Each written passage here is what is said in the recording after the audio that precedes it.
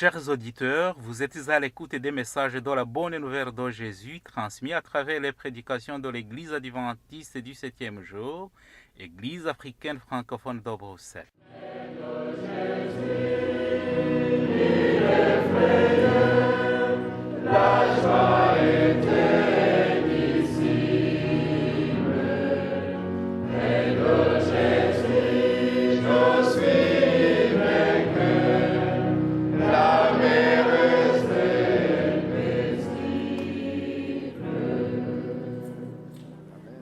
C'est ainsi qu'a commencé la bonne nouvelle de Jésus-Christ, le Fils de Dieu.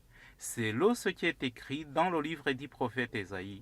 J'enverrai mon messager devant toi, il te préparera le chemin. On entend la voix de quelqu'un qui crie dans le désert. Préparez le chemin pour le Seigneur, faites-lui des sentiers droits. Marc chapitre 1, verset 1 à 3. Itangiro ry'ubutumwa bwiza bwa Yesu Kristo, umwana w'Imana. Nk'uko byanditswe n'umuhanuzi Yesaya, ngo nuko ndenda gutuma integuza yanjye mbere yawe, izatunganya inzira yawe. Ijwi ry'urangurira mu butayu, ati nimutunganye inzira z'Uwiteka, mugorore inzira ze. Mariko igice cya mbere, umurongo wa mbere kugeza ku wa 3.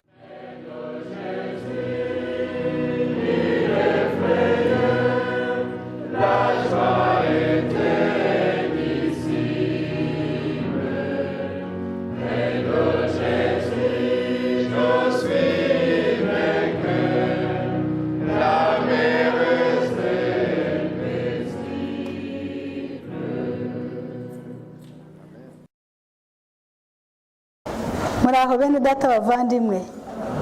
Yesu ashimwe. Bonjour frères et sœurs en Christ, que Jésus-Christ soit loué. Je vais changer maintenant. Je suis très contente d'être parmi vous aujourd'hui. Ça fait quelques jours que je n'ai pas eu cette chance de me tenir devant vous. Aujourd'hui, Dieu a décidé de me donner la chance encore de partager cette bonne nouvelle avec vous. Et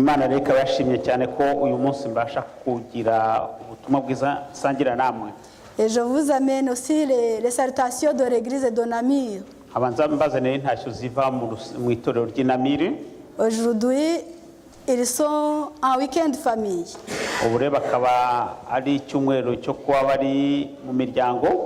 Ils ont invité beaucoup de membres qui ne sont pas adventistes. En espérant qu'ils vont porter beaucoup de fruits pour eux.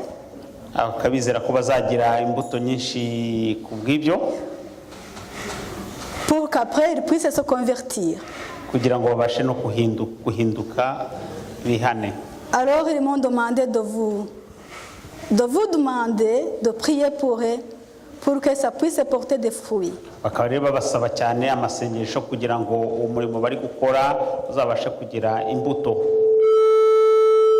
Dans ma prédication d'aujourd'hui, j'aimerais d'abord parler aux enfants. Est-ce que les enfants, vous êtes là? Je peux voir les mains des enfants. Amen, je vous vois où vous êtes. Est-ce que tout le monde est à l'école? Peut-être il y a des plus petits qui n'ont pas encore commencé, mais beaucoup d'entre vous vont à l'école.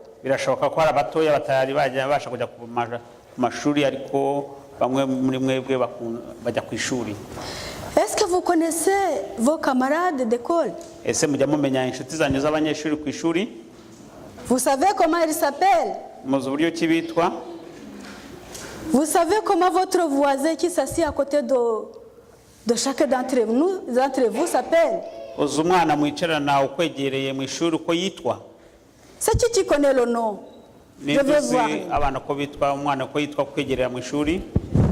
Bien, je vais poser la question à celle qui est proche de moi. Celle qui s'assied à côté de toi s'appelle comment? Raphaël. Donc je suppose que tout le monde connaît son voisin de l'école.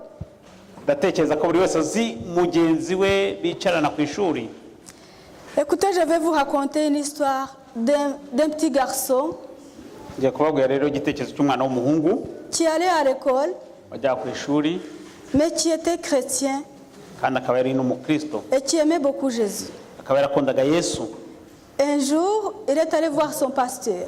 Umunsi umwe rero yagiye kureba pasitoro we, Il lui a posé la question, agira ikibazo amubaza qu'est-ce que je peux faire pour Jésus? ati ese nakorera iki Yesu? Alors le pasteur regarda cet enfant. Pasiteri rero yitegereza uwo mwana, Il était petit. umwana yari mutoya. Alors il dit, mon fils, qu'est-ce que je vais te demander de faire parce que tu es petit? Je ne vais pas te demander d'aller prêcher. Ati rero nta kindi nagusaba, ntabwo ndi bugusaba kuzajya kubwiriza.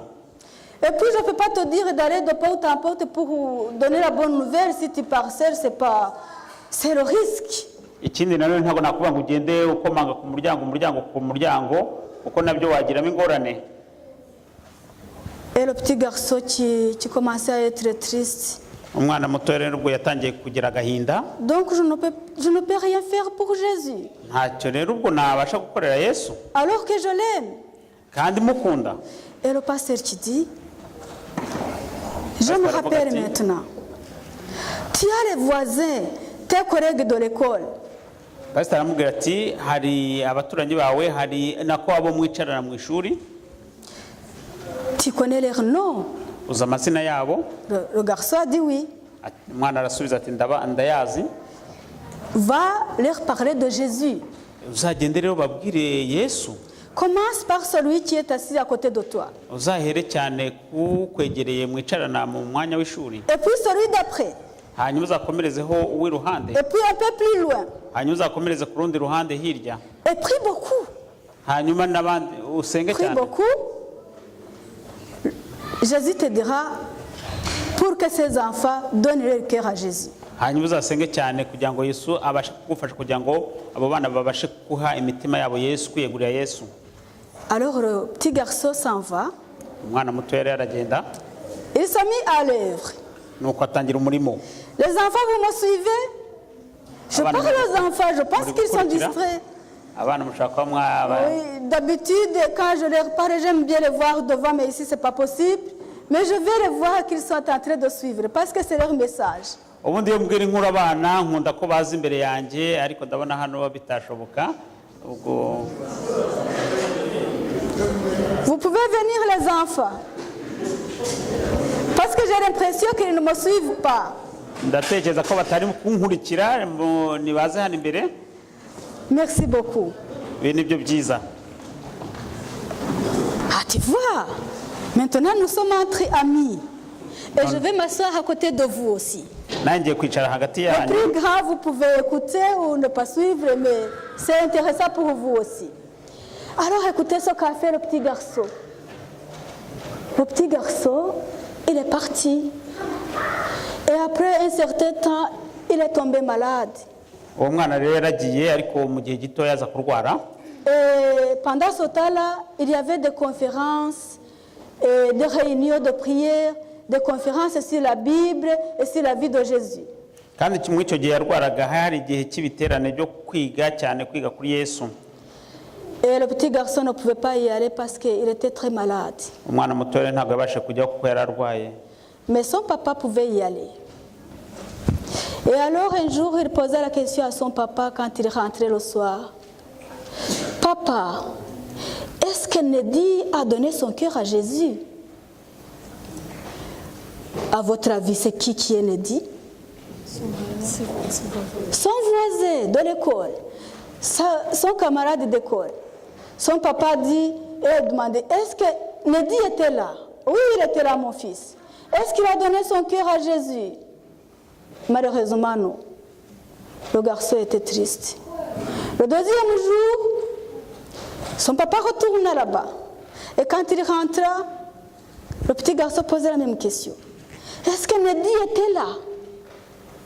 Oui, il était là. Est-ce qu'il a donné son cœur à Jésus, papa?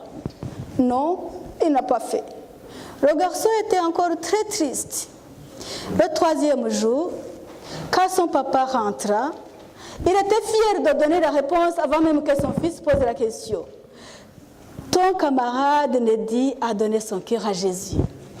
Alors tu voyais le garçon qui était très malade, très fatigué à cause de la maladie, mais il a souri, il était très content que Nedi a donné son corps à Jésus.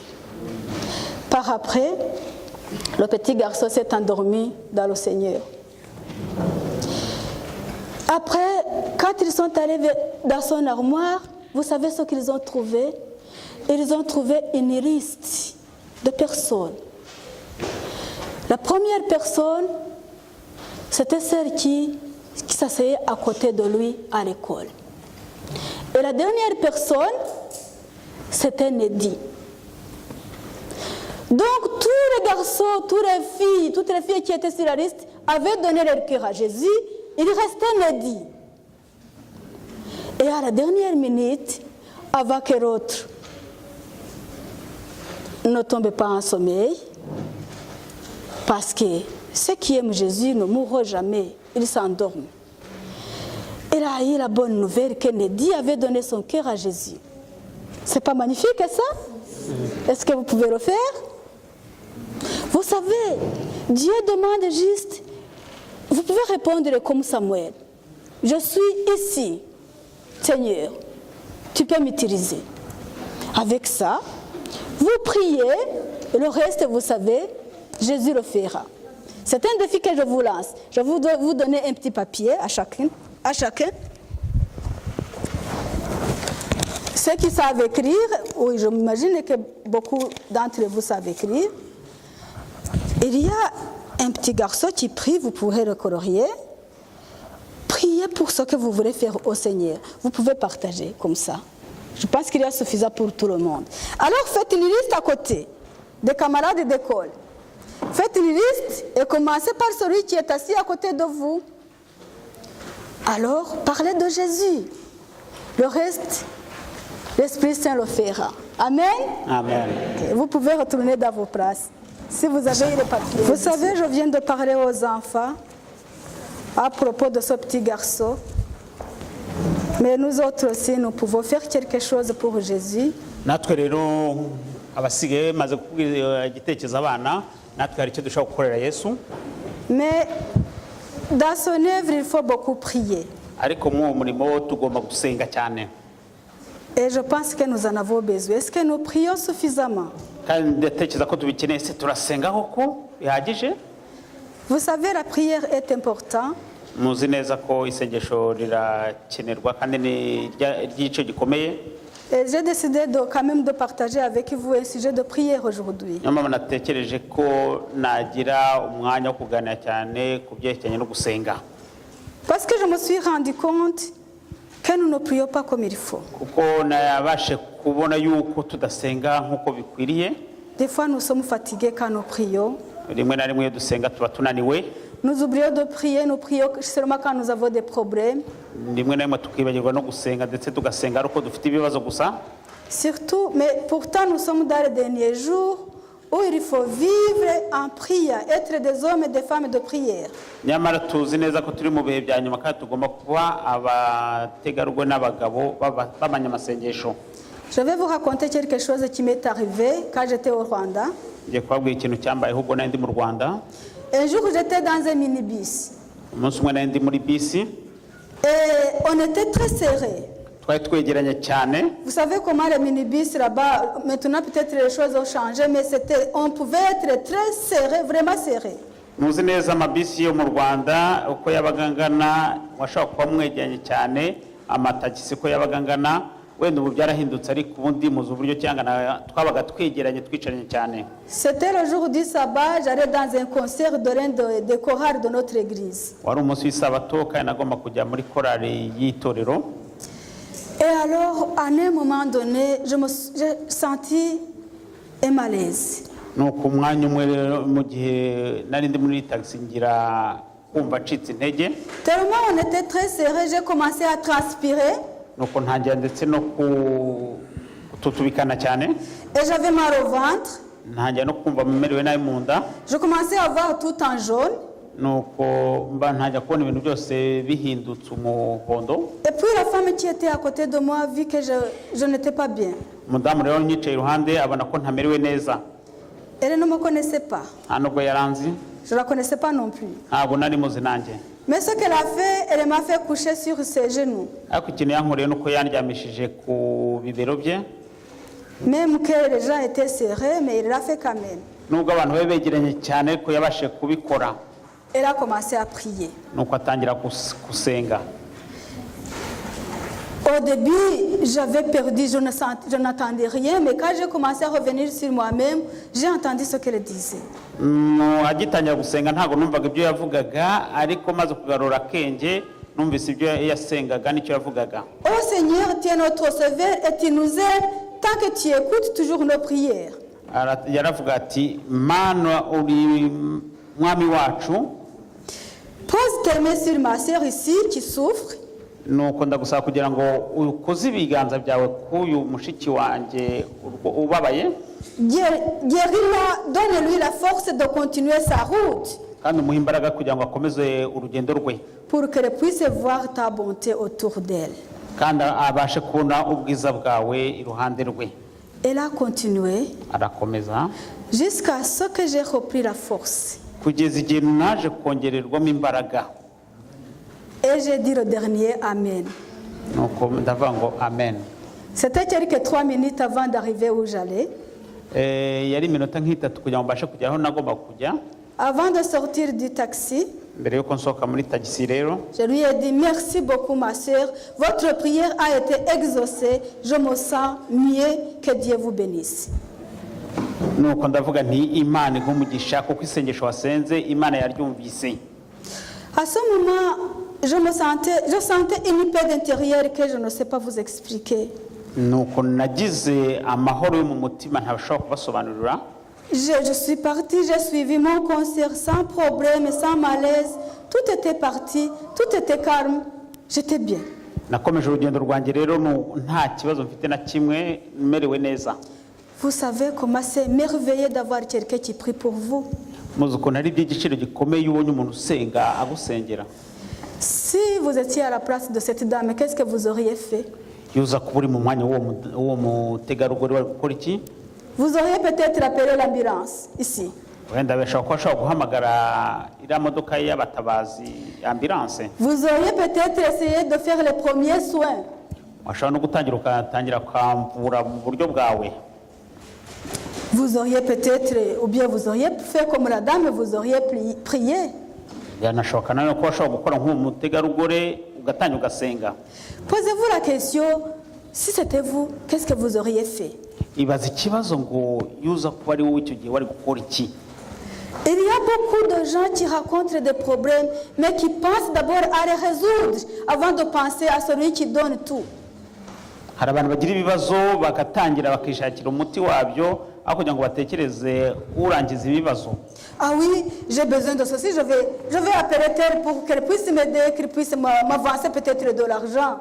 Ugatangira ukavuga uti ndakennye nkeneye iki n'iki, ugatangira uti ngiye no kwishakira amafaranga. Est-ce que vraiment vous donnez la première place à Jésus qui a tout? Ese mu by'ukuri uha Yesu umwanya w'ibanze wa mbere ufite byose, ko ari Yesu ufite byose? La prière. Isengesho. Nous lisons dans Éphésiens chapitre 6 verset 18. Turasoma mu Efeso mu gice cya 3:18. Je ne sais pas si je peux utiliser, voilà. La prière, c'est mon sujet de je ne sais pas si c'est lisible, mais vous verrez aussi dans vos Bibles. Sinzi niba biri bugaragare neza ariko mushobora no gusoma mu Bibiliya zanyu. Faites en tout temps, par l'esprit, toutes sortes de prières et de supplications. Veillez à cela avec une entière persévérance et priez pour tous les saints. Musenge umwuka iteka mu buryo bwose bwo gusenga no kwinginga, kandi kubw'ibyo mugumye rwose kuba maso musabire abera bose. J'ai essayé de lire dans le dictionnaire la signification de la prière, ce qu'on donne comme définition. Oui. Nabashe gusoma mu gitabo gisobanuye by'amagambo icyo bisobanuye gusenga Ils disent que la prière est un acte rituel par lequel on s'adresse à une divinité ou ses intercesseurs. gusenga rero bikaba bisobanurwa ko ari igikorwa gihoraho ugasenga imana yo mu ijuru Ou ses intercesseurs. ugasenga utabara Cyangwa ukanyura ku muntu uwo ari we wese, ce qui peut intercéder pour vous. cyangwa ukasaba ukanyura ku wundi muntu wanagufasha kugira ngo agusengere. Et moi, je ne suis pas d'accord avec cette définition. ariko rero icyo gisobanuro ntabwo nkemera. Je vais vous dire pourquoi. ndashaka kubabwira n'impamvu Pourquoi je yayo. dois passer par quelqu'un d'autre pour demander à Jésus? kuki nanyura ku muntu ugomba kunsengera kugira ngo ngere kuri Yesu? Oui, quelqu'un peut prier pour vous, mais je ne dois pas lui demander d'aller dire à Jésus pour me faire... Mais c'est idiot. Moi, je peux parler directement à Jésus et je te dis, toi, de demander quelque chose pour moi. Vous trouvez ça normal? nibyo kuko n'ubupfapfa kugira ngo ubashe kugira ngo umuntu agusengere kugira ngo umuntu yagusengera ariko byaba ari ubupfapfa kugira ngo ubashe kugera kuri Yesu umuntu aba ariwe kugezayo kandi nawe ushobora kwigererayo. Il n'y a pas d'intermédiaire, la porte est ouverte à tout le monde. niyo mpamvu tugomba gusobanukirwa ko umuryango ufunguriye umuntu wese uwo ari wese. L'un des écrivains a donné une définition que j'apprécie beaucoup. Il a dit que la prière est comme une respiration de l'âme. hari umuntu wabisobanuye neza avuga ko isengesho ari uguhumeka k'umubiri k'umwuka no guhumeka kwa roho. On va faire un exercice. tugiye gukora umwitozo Comme ça, ceux qui dorment ne vont pas dormir. kugira ngo abasinzire badasinzira. Je vais demander à tout le monde de mettre, moi je le fais, mettez votre bras n'importe quel comme ça. ndasaba kugira ngo abantu bose bashyire ukuboko kwa gutya. Je vais vous demander de retenir votre respiration. hanyuma Ne commencez pas, je vais vous dire de commencer. muretse guhumeka Et vous allez compter en silence combien de fois vous pouvez tenir sans respirer. muregerageze kudahumeka murebe umwanya mwamara mudahumeka. Je vais compter jusqu'à 3, on commence. ngiye kubarangiza kuri gatatu rero Et puis après vous retenez votre respiration. hanyuma muze kongera muhumeke. Et celui qui n'arrivera plus à retenir sa respiration, que le baisse la main. umuntu utaza kubasha kureka akaboko ko hejuru adahumeka agashyire hasi ubwo biba byarangiye. Alors je verrai ceux qui peuvent tenir. hanyuma ndaza kubasha kureba abantu baza kumara uwo mwanya akaboko kari hejuru badahumeka. 1, 2, 3, on commence. turatangiye.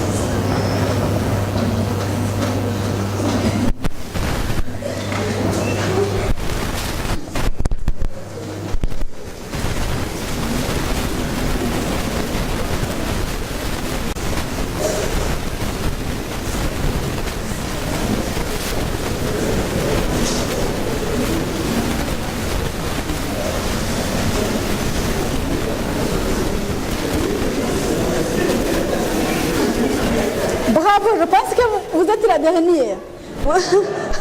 ndabona umwe wa nyuma ubashe kuboneka. Vous avez compté combien? Vous n'avez pas compté? waba wabashije kugeza kuri kangahe? Moi j'ai compté mais je suis arrivé à 20, j'étais déjà. ngiye nabaze ngeze kuri 20 ndananirwa. Je ne pouvais pas continuer. ntabwo nari ngishoboye kubishobora. Alors, la prière est la respiration de l'âme. Et la prière, vous ne respirez pas. Vous allez tenir combien de temps? nuko rero tugomba kumenya ko gusenga ari guhumeka kwa roho. ubwo rero wari kumara umwanya ungana iki rero? Donc ce qui veut dire que si tu ne pries pas, tu es morte. niyo mpamvu rero niba udasenga uba wapfuye. Tu marches mais spirituellement tu es morte. uba ugenda ariko mu by'umwuka uba uri umupfu. Si vous n'avez pas cette vie de prière, mes chers frères et sœurs, vous êtes morts. Niba tudafite ubwo buzima bwo gusenga rero mwene data mushiki wanjye ubwo n'ubuzima bupfuye. La prière est la respiration de l'âme, ce qui veut dire que sans la prière, l'âme est morte. Gusenga rero tubonye ko ari uguhumeka kwa roho, ubwo rero niba nta gusenga ubwo roho iba yarapfuye. Prier, c'est ouvrir la porte à Jésus. Gusenga rero no gufungura umuryango Yesu. Nous lisons d'Apocalypse chapitre 3 verset 20. Turasoma mu byahishuwe mu gice cya 3 umurongo wa 20. Apocalypse chapitre 3 verset 20. Voici, je me tiens à la porte et je frappe. Si quelqu'un entend ma voix et ouvre la porte, j'entrerai chez lui, je souperai avec lui et lui avec moi. Dore mpagaze ku rugi ndakomanga, umuntu niyumva ijwi ryanjye agakingura urugi nzinjira iwe dusangire. Voilà, prier c'est ouvrir la porte à Jésus. Gusenga rero no gufungura umuryango Yesu. Et tu commences à lui parler comme si tu parlais à un ami intime. Hanyuma ugatangira muvugisha nko kuvugisha inshuti yawe magara. Tu ne lui caches pas les secrets parce qu'il le connaît déjà. Kuko ntumuhisha amabanga kuko abana arayazi. Il veut seulement voir que si vous lui faites confiance. Icyo akeneye gusa no kureba niba umufitiye icyizere. Vous savez, les anges s'étonnent de voir que nous prions que alors que notre situation a vraiment besoin de la prière. Biragaragara ko tudasenga nyamara twagombye kuba turi abantu bakeneye gusenga. Les anges s'étonnent. Abamarayika rero birabatangaza. Ils sont tout autour de nous. Kuko bo baba turi iruhande. Mais voyez les difficultés, tout ce qui se trouve dans ce monde. Bakabona ingorane rero ziri mu isi. Et regardez le Fils de l'homme qui ne prie pas, alors qu'il ne peut pas tenir à cause qu'il est faible. Hanyuma bakabona rero umwana w'umuntu utabasha gusenga kandi babona ko uwo mwana w'umuntu ari umunyantege nkeya. Il s'étonne. Hanyuma abamarayika bakabatangaza. Dans vers Jésus, on lit ces mots. N'est-il pas surprenant que nous prions si peu? Ubuzima bwa Yesu. N'est-il pas surprenant que nous prions si peu? Ese ntibyaba bitangaje ko tudasenga bihagije? Dieu est tout disposé à exaucer les prières de plus humbles de ses enfants. Imana yiteguye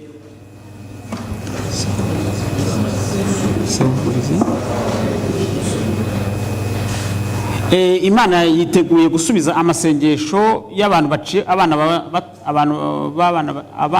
abana bayo baciye bugufi. Et pourtant, ce n'est qu'à contre-cœur, semble-t-il, que nous lui faisons connaître nos besoins. Kandi ntago byaba ari ikintu gipfu ntitwaba tubikora tutabikoranye umutima mwiza. Ntitwaba tutabikoranye umutima mwiza tuyereka ibyo dukeneye. Que peuvent penser les humains? Abantu batekereza iki? Être chétif et misérable. Kuba ari kubabarirwa. Abateragwanwa n'abanyamibabaro. Sujet à la tentation. Bakaba abo mu gihe cy'ibigeragezo. Les anges du ciel, quand ils les voient prier si rarement, iyo rero abamarayika babona badasenga bihagije, et avec peu de foi, badafite no kwizera, alors que le Dieu d'amour veille sur eux avec le plus tendre sollicitude, kandi Imana y'urukundo iba ibitegereza ndetse ibafitiye n'urukundo, prête à leur donner plus qu'ils ne peuvent demander, ndetse ikaba yashobora no kubaha ibirenze ibyo bashaka kuyisaba, même penser. n'ibyo bashaka no gutekereza. Les anges aiment à se prosterner devant Dieu. Abamarayika bo baca bugufi imbere y'Imana. Ils aiment à être en sa présence. bakanakunda kuba hafi yayo, Ils considèrent la communion avec lui comme leur plus grande joie. bakishimira kubana nayo ndetse bafite n'urukundo rwinshi, Tandis que les habitants de la terre, mu gihe abatuye isi qui ont ainsi grand, pressant besoin de l'assistance de Dieu, ndetse bakeneye cyane by'umwihariko kwitabwaho n'Imana, semblent se plaire à marcher sans la lumière de son esprit, bakishimira kugenda biberaho batamurikiwe n'umwuka, et privés des douceurs de sa présence. bakabura n'ubugwaneza n'ubwiza bw'Imana. Voilà. Ce sont les mots qui nous incitent à prier.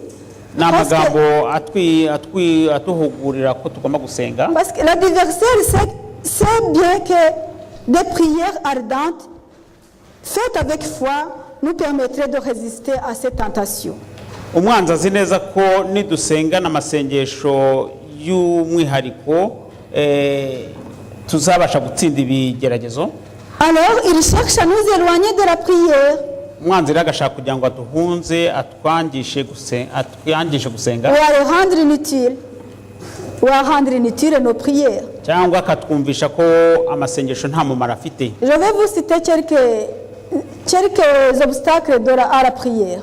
ngiye rero kubabwira inzitizi zo mu gusenga. Il y en a, je ne vais pas dire tout, je vais citer quelques-uns parce que le temps est court. ntabwo ndibashe kuvuga zose kuko igihe ni gitoya, Mais je vais vous donner certains obstacles de base. ariko ndababwira inzitizi z'ibanze. Manque de besoin du secours de l'Éternel. kubura gukunda no gushaka gutabarwa n'Imana. Tu n'as pas le besoin. ninde utakeneye gutabarwa? Quand tu commences à penser que tu n'as pas le besoin, c'est fini, ça ne sert à rien. iyo udatekereza ko ukeneye gutabarwa biba byarangiye. Nous lisons dans Ésaïe, Some muri Yesaya chapitre 44, verset 3. 43, Yesaya 43 umurongo wa 44, umurongo wa 4 umurongo wa 3.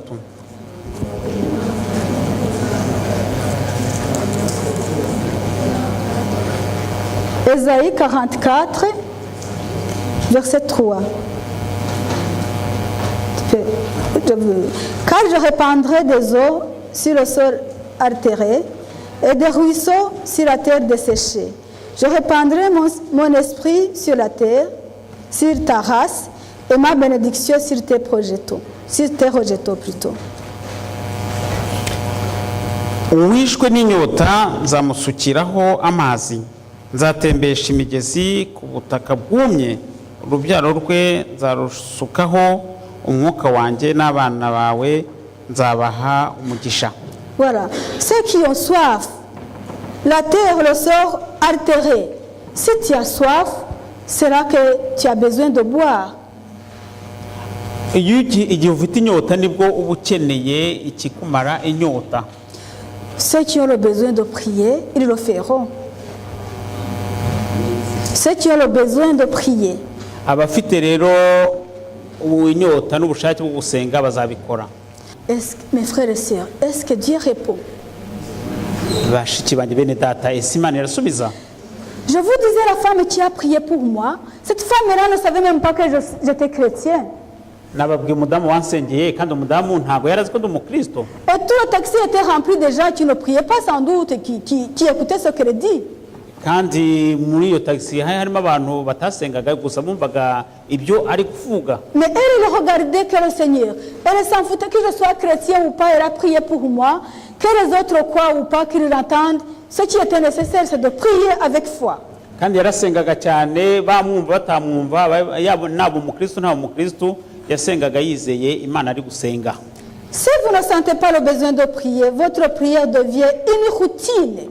Niba mutajya mumenya inyungu yo gusenga n'isengesho ryanyu ni byanikize nta mumaro nibyo gukora igikorwa cyo guhora gutyo gusa. Et vous répétez toujours la même chose. Mugasubiramo amagambo ndetse gusa.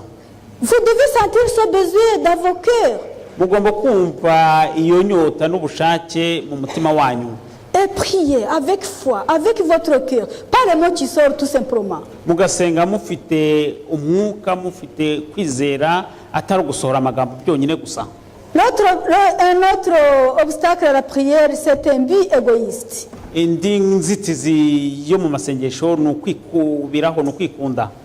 Oui, c'est comme si je disais, oui Seigneur, oui, j'ai quand même besoin de l'argent, je vais tricher un peu, je ne vais pas, ce mois, c'est le mois prochain, je ne vais pas donner la dîme. Seigneur, continue à m'aider, je vais quand même faire ceci, je vais prendre un tout petit peu. Je ne sais pas comment dire. C'est un but égoïste. Tu pries peut-être pour qu'un voisin qui t'embête décède. Hakabaho rero uburyo bwo kumva ko ushobora kubaho wiba uhisha ndetse no gutanga n'amatongo yatari cyacu ntugitange. Ça c'est un exemple que je donne. Ni urugero mbahaye. Si tu te réjouis que le voisin qui t'embêtait tout le temps est décédé, que tu vas respirer et que tu remercies Dieu pour ça. Hanyuma ukasa n'uwishimiye ko mugenzi wawe wakubuzaga amahwemo yapfuye. Est-ce que vous croyez que cette prière vraiment arrivera à Jésus, que sera exaucée? Hanyuma ugasenga amasengesho, ese ayo masengesho wumva ko yagera kuri Yesu? Nous lisons dans Jacques, iyo dusomye muri Yakobo chapitre 4 verset 3, mu gice cya 4 umurongo wa 3.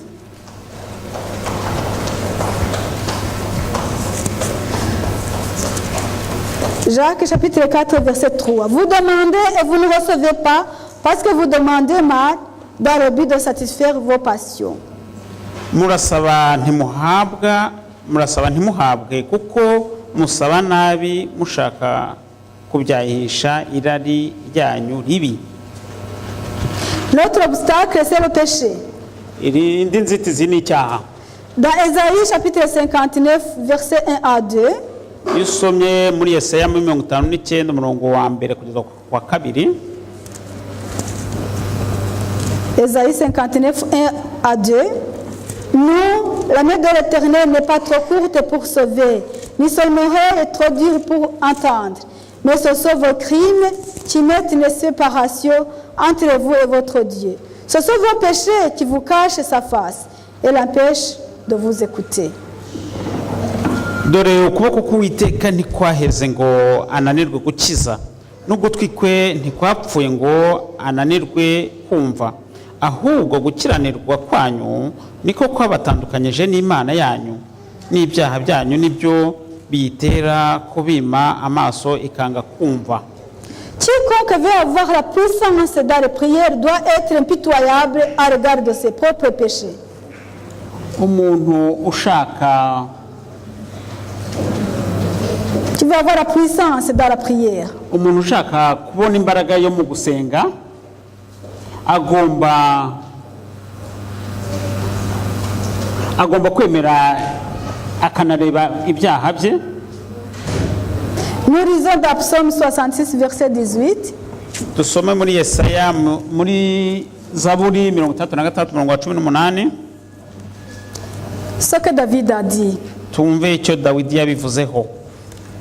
Vous savez, David a rencontré des problèmes dans sa vie. Vous connaissez ses péchés. Muzi neza Dawidi ko yahuye n'ibibazo byinshi, muzi n'icyaha bye. Il a pu dire le péché qu'il a fait, mais il a dit ceci. N'icyaha gikomeye yakoze, ariko yabashe kuvuga ati, si j'avais conçu l'iniquité dans mon cœur, niba naragize gucumura mu mutima wanjye. 66 verset 18. Si j'avais conçu l'iniquité dans mon cœur, le Seigneur ne m'aurait pas exaucé. Iyaba naribwiraga ibyo gukiranirwa mu mutima wanjye, Uwiteka ntaba anyumviye. Voilà. Jésus est disposé à nous pardonner. Yesu yiteguye kutubabarira. Demande pardon avant de garder ce péché et aller prier en cachant alors que ce que le Seigneur sait déjà. Tumusabe rero atubabarire aho guhisha icyaha cyacu. L'autre obstacle c'est le manque de foi. Indi nzitizi yindi ni ukubura kwizera. Jacques chapitre 1 verset 5 à 7. Yakobo mu gice cya mbere umurongo wa 5 kugeza wa 7. Jacques chapitre 1 verset 5 à 7. Si quelqu'un d'entre vous manque de sagesse, la donne à Dieu, qui donne à tout simplement et sans reproche, et le lui sera donné. Mais qu'il la demande avec foi, sans douter. Car celui qui doute est semblable au front de la mer, agité par le vent et poussé de côté et d'autre. Qu'un tel homme ne s'imagine pas qu'il recevra quelque chose du Seigneur. Yakobo igice cya mbere umurongo wa 5 kugeza wa 7 haravuga ngo ariko niba hariho umuntu muri mwe ubuze ubwenge abusabe Imana iha abantu bose itimana itishama kandi azabuhabwa ariko rero asabe yizeye ari ntacyo ashidikanya kuko ushidikanya ameze nk'umuraba wo mu nyanja ujyanwa n'umuyaga ushushubikanywa umeze atyo ye kwibwira ko azagira icyo ahabwa n'umwami Imana kuko umuntu w'imitima ibiri anamuka mu nzira ze zose. Oui, des fois nous prions, rimwe na rimwe turasenga mais après avoir prié, demander quelque chose, mu gihe nyuma yo gusenga dufite icyo dusaba tu vas à côté de ton ami, tu lui dis j'ai des problèmes, j'ai ceci ou cela. Pourtant tu as confié au Seigneur, pourquoi tu te plains maintenant? hanyuma ukagenda ugatangira ukasanga mugenzi wawe hande ukamuganyira none se kuki utangiye kwiganya no kuganya kandi ufite wizeye wasenze. Vous savez, vous recevez déjà, Jésus disait à ceux qui le guérissaient, qu'il te soit fait selon ta croyance, c'est ce que tu crois. Vous êtes d'accord avec moi? Muribuka Yesu yamaga gukiza umuntu yamubwira ati genda bikubere nk'uko wizeye. Ta foi t'a sauvé. Kwizera kwawe kwagukijije. Si tu pries et que tu n'as pas confiance, et que Dieu te dit ta foi t'a sauvé, ça ne sert à rien parce que tu n'as pas la foi de toute façon. Niba rero usenga udafite kwizera kandi ukagenda Yesu akubwira ati kwizera kwawe kwagukijije utabyizera ntacyo bibe bikumariye. Priez avec foi et après avoir prié, soyez content parce que Jésus va répondre. Usenge wizeye kandi Yesu azagusubiza. L'autre obstacle c'est le pardon. Indi nzitizi ni kubabarira. Pardonnez avant de demander quelque chose. Mujye mugira kubabarira mbere yo kugira ngo ugire icyo usaba. Dans Marc chapitre 11 verset 25, Mariko mu gice cya 11 umurongo wa 25. Et lorsque vous êtes debout faisant votre prière, si vous avez quelque chose contre quelqu'un, pardonnez, avec votre Père qui est dans les cieux, vous pardonne aussi vos offenses. Mariko igice cya 11 umurongo wa 25. Kandi nimuhagarara musenga hakaba hari umuntu wabagiriye nabi mumubabarire kugira ngo so mu ijuru nawe abababarire ibyaha byanyu. Voilà les obstacles de la prière que j'ai donnés. Les 5 obstacles, c'est les obstacles de base que nous trouvons dans la prière. Yizo inzitizi zigera kuri 5 zijya zibonekaho mu gihe cy'amasengesho. J'espère que ça vous aidera quand vous faites vos prières. Abantekereza ko bizabafasha mu gihe muzaba muri gusenga. Maintenant, je vais partager avec vous un dernier point, quand prier. Ngiye kugira ngo dusangiye nanone indi ngingo y'igihe dusenga. Vous savez, la Bible nous dit que Daniel priait 3 fois par jour. Muzi ko Bibiliya iravuga ngo Daniel yasengaga inshuro 3 quand il regardait vers Jérusalem. Igihe yetegerezaga Yerusalemu. Vous pensez que c'est vraiment 3 fois seulement? Mutekereza ko ari inshuro 3 gusa se? Je ne le crois pas. Ntago mbyizera gutyo. C'était un nombre de prières. Ce sont seulement les fois qu'on pouvait le voir, peut-être tourner le regard vers Jérusalem, qu'on pouvait voir. Mais les fois qu'on ne voyait pas, c'était beaucoup encore plus. Yari umuntu w'Imana mu buryo yasengaga, niyo mpamvu binyemeza ko inshuro bamubonaga 3 nizo babonaga ari gusenga, ariko ubundi bwo yari umunyamasengesho. Quand prier? Ni ryari umuntu agomba gusenga? Nous lisons dans Marc chapitre 1 verset 35. Turasoma muri Mariko igice cya 35. Vers le matin, pendant qu'il faisait encore très sombre, il se leva et sortit pour aller dans un lieu désert où il pria.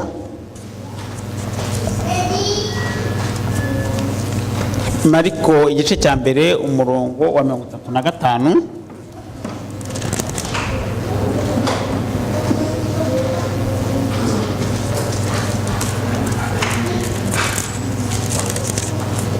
Mariko igice cya mbere umurongo wa 35 aravuga ngo nuko mu museke arabyuka arasohoka ajya mu butayu asengerayo. Ça c'est Jésus. Uwo ni Yesu. Si Jésus sentait le besoin de prier, Niba Yesu yari afite rero ubushake bwo gusenga n'impamvu yo gusenga, twebwe bimeze gute? Jésus choisit les premières heures matinales pour prier. Yesu yashakaga amasaha y'ibanze ya mu gitondo agasenga. Au matin, l'esprit est frais, l'esprit est frais et les conditions sont favorables. Mu gitondo rero umwuka umuntu abatuka atekanye akabasha rero ko yasenga. Je vous assure mes frères et sœurs, quand les heures matinales sont passées à prier, toute la journée est sanctifiée et on reçoit la puissance pour vaincre les tentations et accomplir le devoir qu'elle comportera. Ndababwira bashiki banje bene data yuko mu masaha ya mu gitondo yo gusenga, iyo usenze umunsi wawe utunganye kandi ugiramo imbaraga ukabasha gutsinda ibigeragezo ukanarangiza n'inshingano zawe zose. Prenez l'habitude de prier très tôt. Tugire rero ubushake no kwimenyereza gusenga mu gitondo hakiri kare. Vous n'y arrivez pas parce que vous dormez tard, peut-être. Ntabwo mubishobora kuko muryama mutinze. Mais si vous faites une discipline, vous y arriverez. Ariko ni mwitoza mukagira kwitwararika muzabigeraho. Je vous assure, moi j'ai fait l'expérience. Ndababwiza ukuri ko nanjye nakoze uwo mwitozo. Il y a un petit livre qu'on appelle 40 jours de prière, de méditation. Hari igitabo kivuga ngo iminsi 40 yo gusenga pour se préparer au retour de Jésus. Yo kwitegura kugaruka kwa Yesu. Ce petit livre donne le conseil de prier très tôt. Aho rero tubonamo inama zitubwirira ko tugomba gusenga hakiri kare. Et il donne aussi le conseil de prier à Dieu pour ce livre là, pour ces 40 jours. Icyo gitabo rero batubwira ko harimo inama yo gusenga muri babiri. J'ai pris une sœur de l'église. Nafashe rero mushiki wanje mu rusengero. On a pris ce programme. Dufata iyo gahunda. Se lever très tôt. Tukabyuka kare. Et on se rencontre chez l'un ou l'autre. Tugahurira hamwe cyangwa iwe cyangwa iwanje. On a commencé ce programme de prière. Dutangira gahunda rero yo gusenga. On partait travailler après la prière. Tukajya mu kazi tumaze gusenga. Mais je vous assure, ça nous a donné la force. Nuko ndababwira ko byaduhaye imbaraga. Tellement la journée est belle avec tes collègues de travail, tu respires cette odeur, tu ne stresses pas comme tout le monde, tu arrives à prononcer les mots gentils, tu as même la force de parler de Dieu même quand c'est défendu au boulot. Uwo munsi watuberaga mwiza cyane, wumvaga harimo impumuro nziza ndetse wumvaga dufitanye umubano mwiza na bagenzi bacu umunsi wose. Essayez de faire cette expérience. Ndababwira ngo muzakore uwo mwitozo. Jésus l'a fait. Yesu yarabikoze. Il était fils de Dieu. Il nous a donné l'exemple. Faites-le, vous verrez. Dans Luc chapitre 6 verset 12.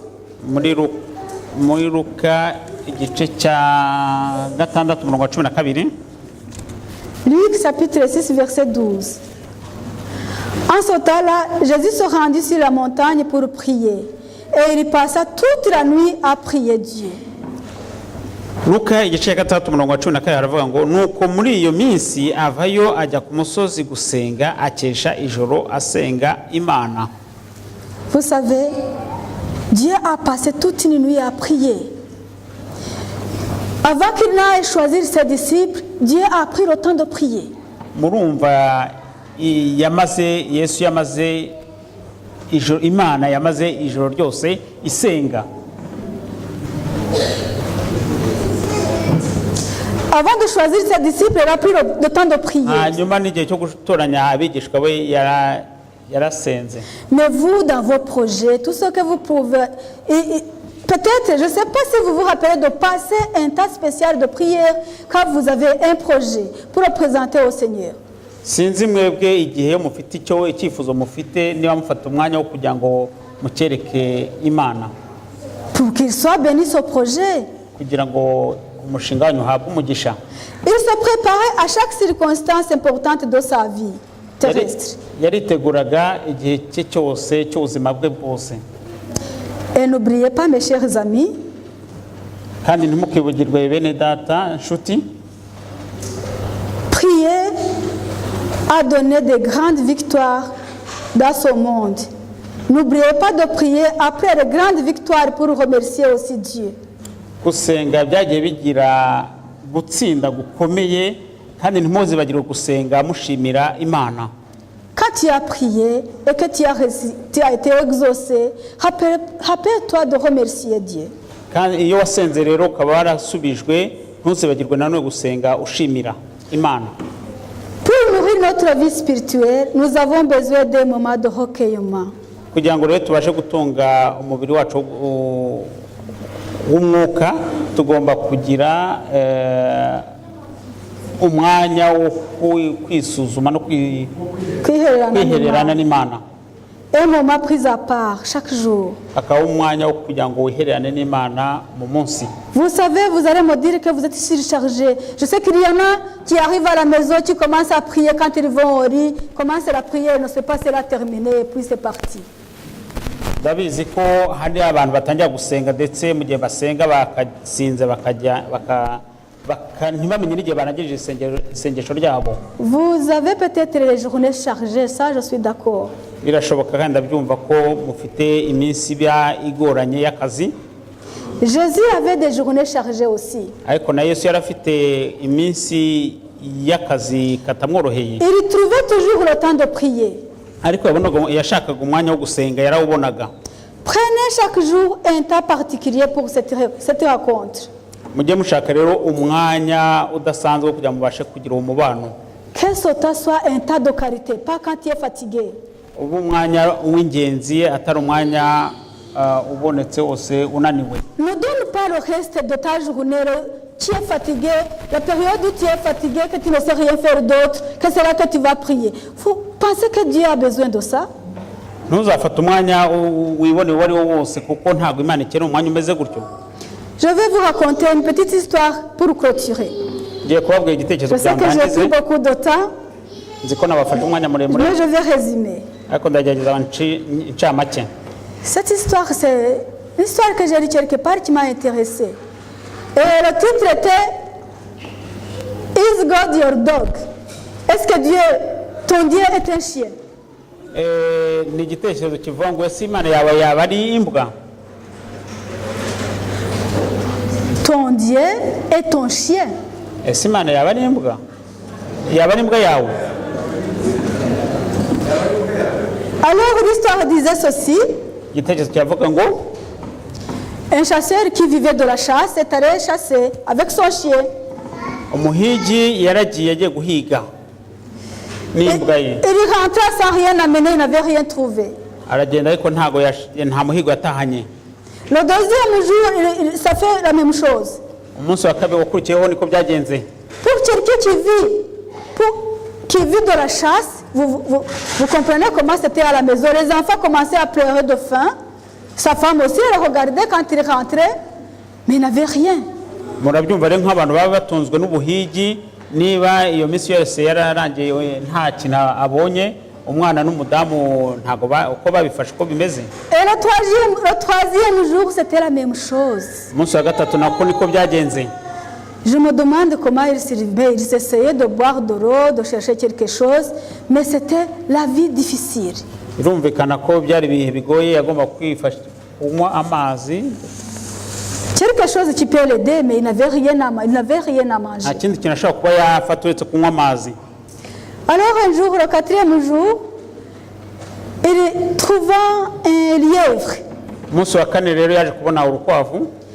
Mais c'est le chien qui a couru derrière. Ariko n'urukwavu ni imbwa yirutse ku rukwavu. Il attrapa le lièvre. Ifata urukwavu. Et l'homme est rentré, il était tout content d'avoir amené quelque chose. Nuko umuhigi ataha yishimye ko yaratahanye umuhigo. Quand il est arrivé à la maison, les enfants ont commencé à danser. ubwo yarageze mu rugo abana batangiye kubyina no kwishima et ils ont préparé de la viande, nuko bategura ifunguro ry'inyama ils ont mangé, bararya ils étaient contents. bari bishimye. Et puis la nuit vient, tout le monde va dormir. nuko ijoro rigeze bajya kuryama, bagomba kujya kuryama. À un moment donné, ils ont entendu le chien qui pleurait. mu ijoro rero bumva imbwa irimo kurira. Je ne sais pas imiter le chien qui pleure, mais vous savez, un chien qui n'a pas mangé, comment il peut faire? Vous le savez, vous connaissez les chiens. sinzi kwigana imbwa ariko muzi uburyo ki imbwa ishonje uko irira. Et alors l'homme qui se dit, oh, j'ai oublié mon chien. nuko wa mugabo aravuga ati nibagiye imbwa yanjye. Pourtant, c'est qui avait attrapé le lièvre? nyamara niyo yafashe umuhigo w'urukwavu. C'est le chien. niya mbwa. Il est allé regarder où c'était les os. yagiye kureba rero ahari hari amagufa. Et puis il a pris les os et il a jeté au chien. afata amagufa yajugunyira ya mbwa. Est-ce que le chien méritait ça? Ils avaient besoin de manger, ils ont mangé, ils ont oublié le chien, ils ont donné les os. nuko byaga ko bariye ariko bibagiwe imbwa ndetse bayiha amagufa gusa.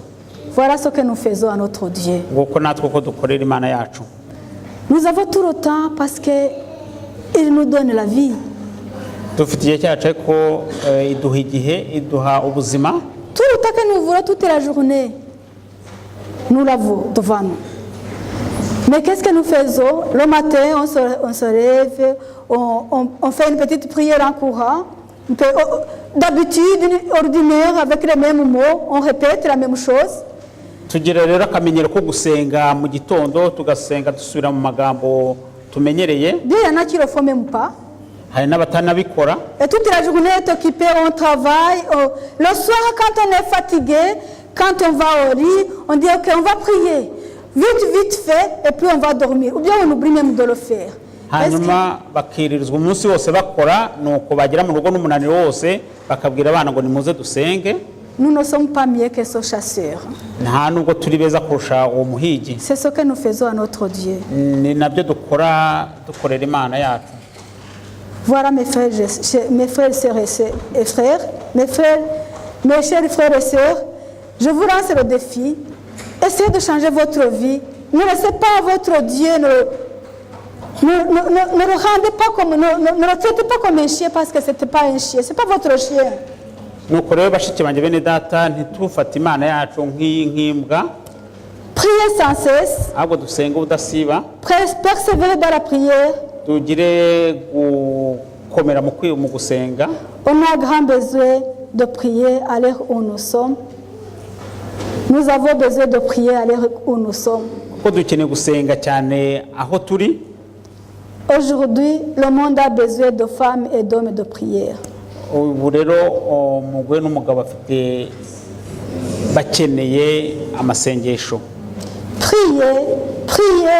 Priez jusqu'à ce que vous obteniez ce que vous attendez du Seigneur. musenge cyane kugeza igihe mubonera icyo musaba umwami.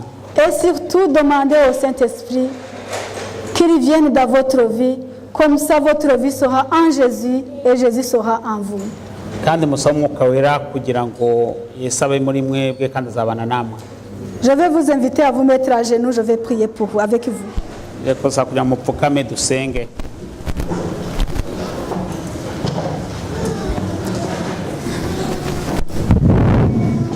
Notre Dieu d'amour, Mana y'urukundo rwacu, nous sommes devant toi étant des pauvres pécheurs. turi imbere yawe turi abanyabyaha, Nous sommes faibles.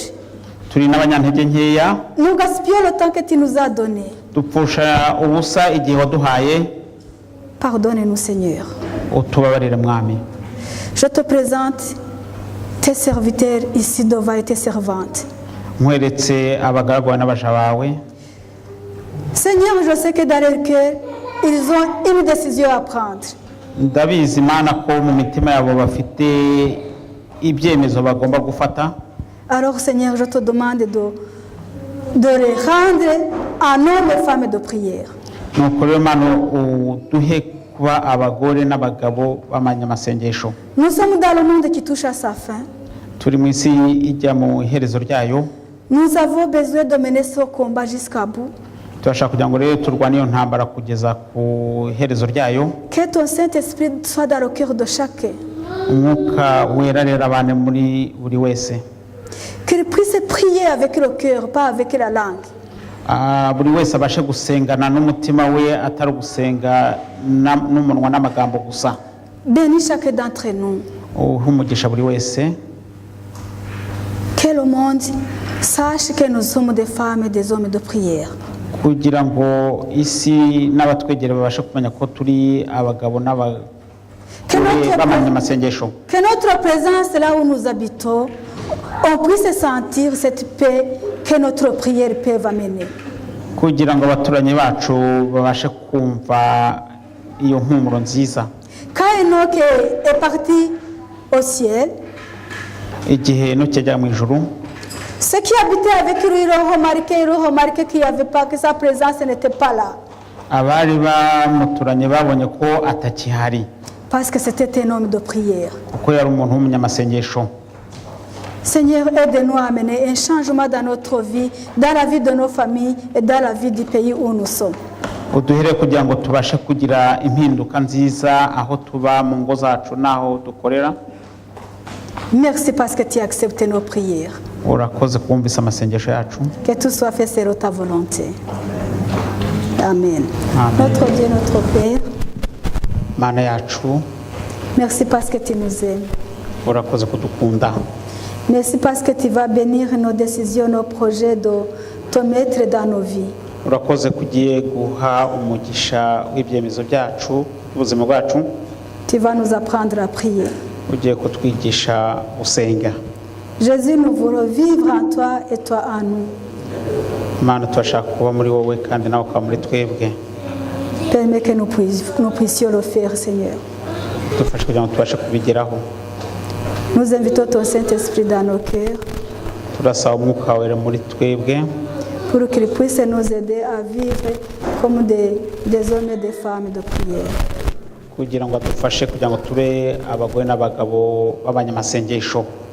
Accompagne chacun d'entre nous. Kuri buri wese. Que ton Saint-Esprit soit présent dans nos familles. Umwuka wawe abashe kuba mu miryango yacu. Parmi nos voisins aussi. Mu baturage bacu. Que nous puissions porter des fruits, Seigneur. Kandi tubashe kubona imbuto mwami Imana. Au nom de ton Fils Jésus, nous t'en prions. Mu izina rya Yesu tugusenze.